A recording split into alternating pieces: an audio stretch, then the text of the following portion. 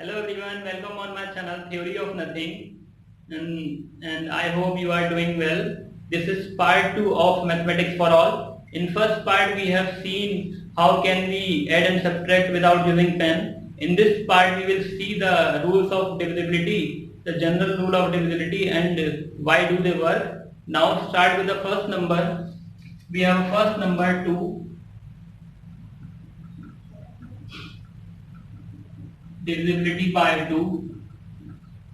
So for checking the divisibility by 2, we only check the last digit. If we have 148, we will check whether the last digit is even or not. If the last digit is even, the number will be divisible by 2.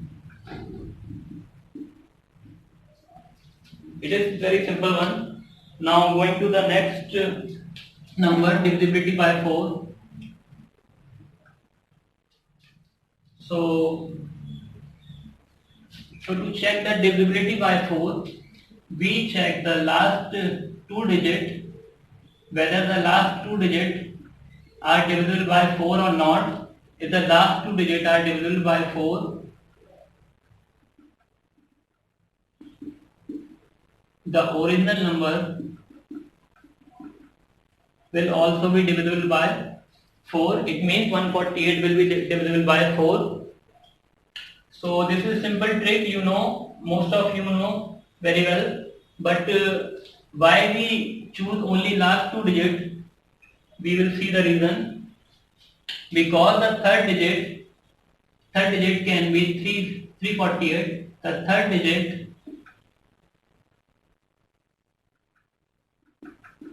is always multiple of 100, and 100 is divisible by 4. So we don't need to check the third digit, whether the third digit is divisible by 4 or not. We definitely can say that the 348 will be divisible by 4 if the 48 will be divisible by 4. So we always skip the third digit or fourth digit, because fourth digit will the multiple of 1000, and we check only the last two digit whether the last two digit are divisible by 4 or not. Now going to the third number 8. To check the divisibility by 8, we check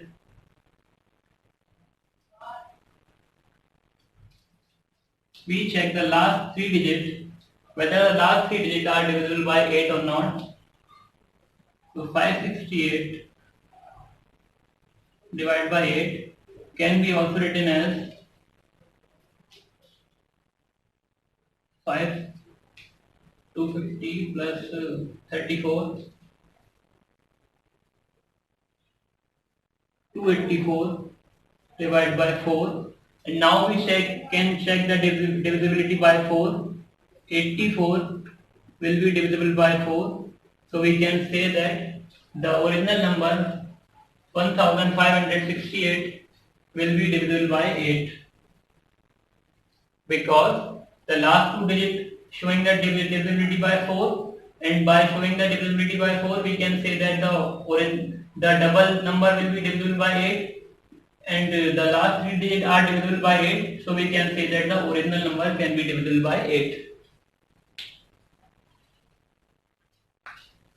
Now why do we skip the fourth digit, the thousand digit? Because the thousand digit is always multiple of 1000, and 1000 always divisible by 8. So we don't need to check the thousand digit, whether it can be 3 or it can be 4. All the numbers will be divisible by 8. I hope if you have found interesting that why this trick works. Now going to the next number. The next number is 3.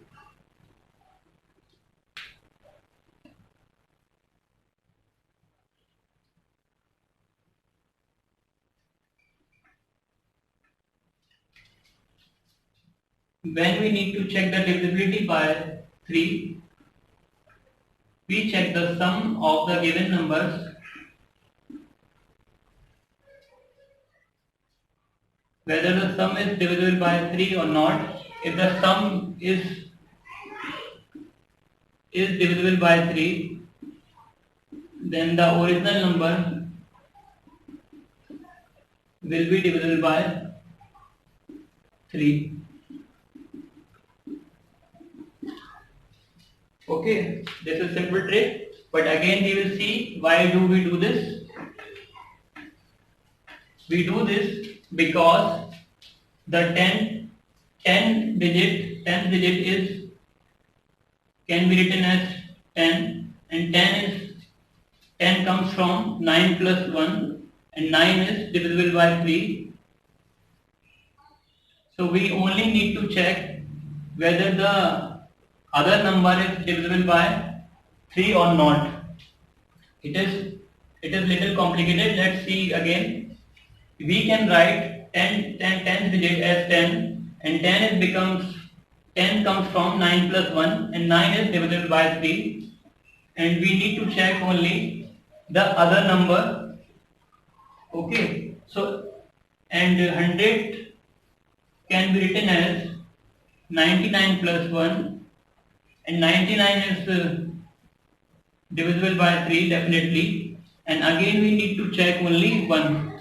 So every digit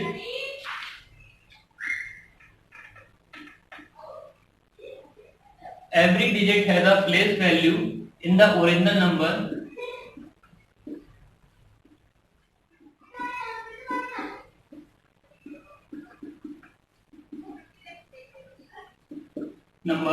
But we can write it as,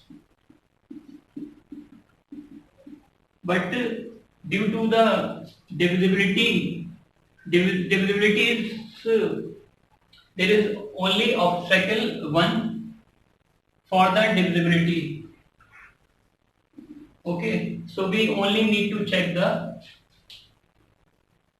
number, not their place value. So we can treat every place value number as a single number, and we can write 500 as 5, 70 as 7, and 6 as 6. So we will get the sum, and the sum will be divisible by 3, the number will be divisible by 3.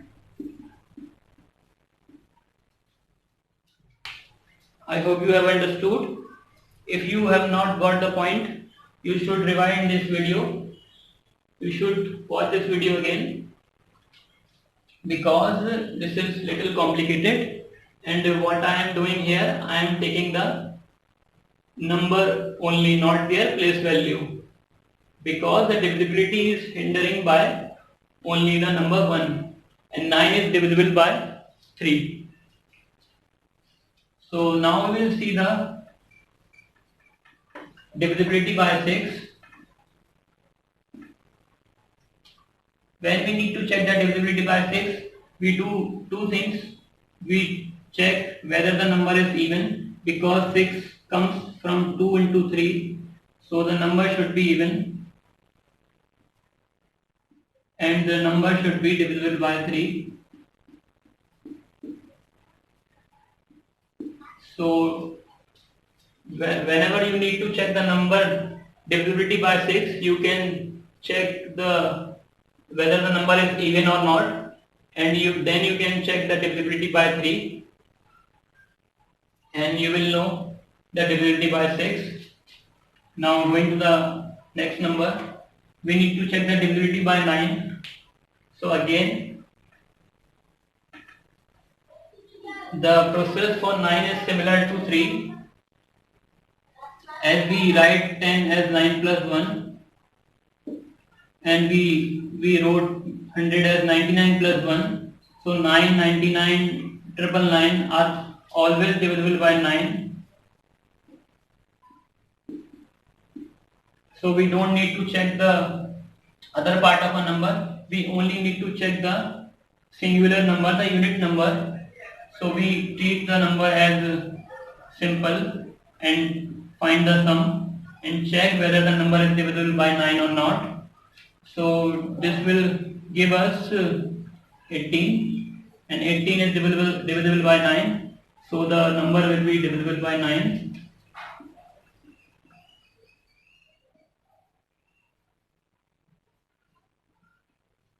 And the original number will be divisible by 9. We can definitely say that the original number will also be divisible by 9. Now going to the next number 5. The lecture becomes very long, so I am solving every number very quickly. Now going to the next number, we will check the divisibility by 5, whether the number is divisible by 5 or not.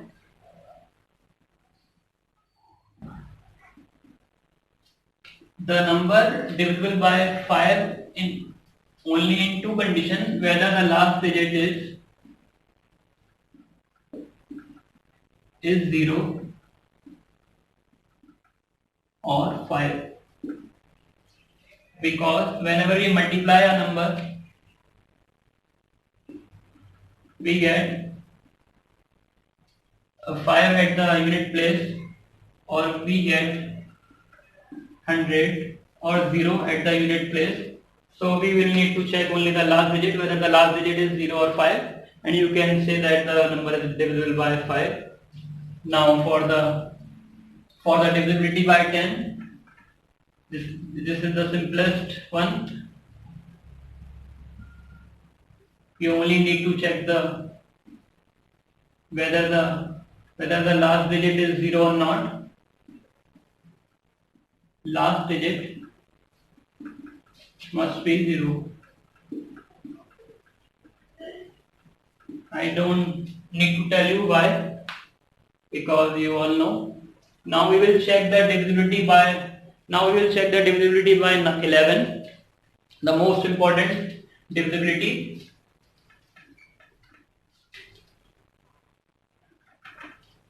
To check the divisibility by 9, we will see what happens when we multiply a number with 11. To check the divisibility by 11, we will see what happens when we multiply a number with 11. When we multiply 34 with 11, the result will be 374. It comes after 340 plus 34.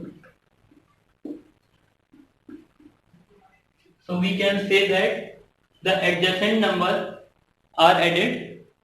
So whenever we need to check the divisibility by 11, we do a simple process. If we have a number 9273 and we need to check the divisibility by 11, we will check the alternative addition and subtraction. Plus 9 minus 2 plus 7 minus 3 must be divisible by 11. So we will get 14 minus 3, 11. So the number will be divisible by 11. So the original number 9273 will be divisible by 11. If we get, if the number is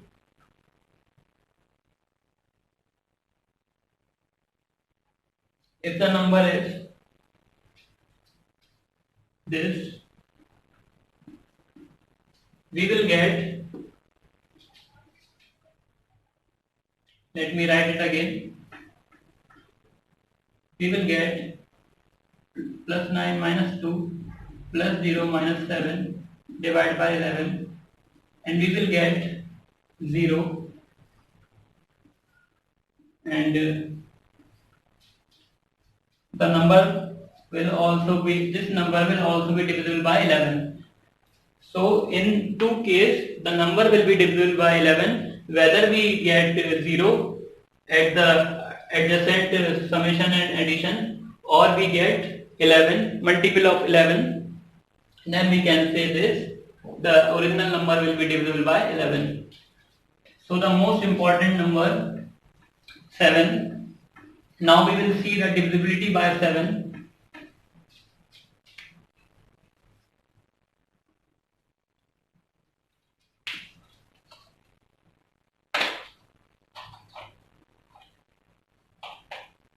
To check the divisibility by 7, we need to proceed by general rule of divisibility,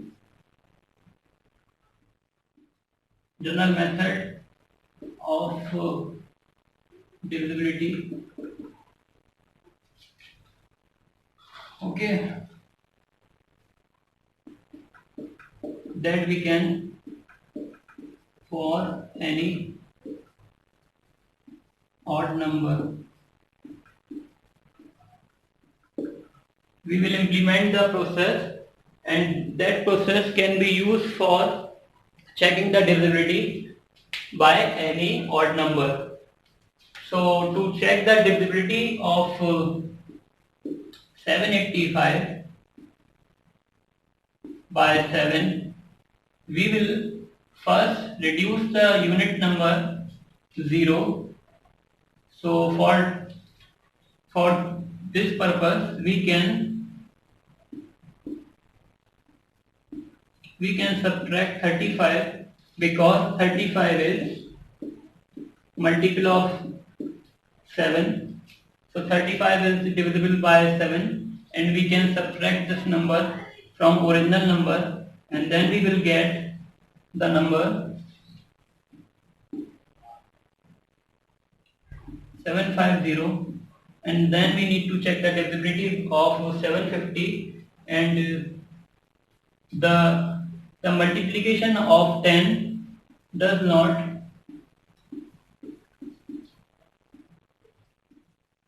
affect divisibility. So we can write it as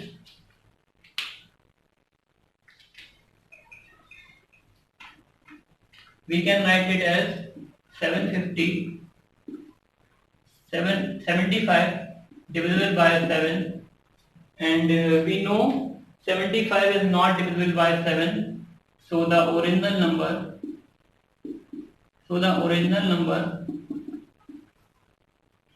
will not be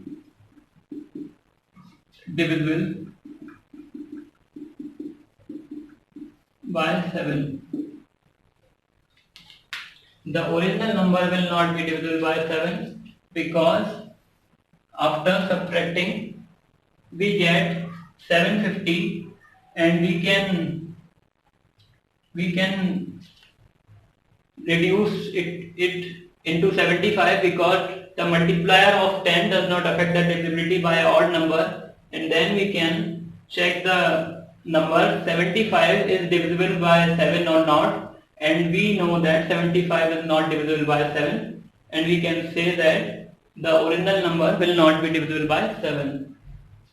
So we can apply this process for any odd number, and we can also apply this process for an even number by finding it half value.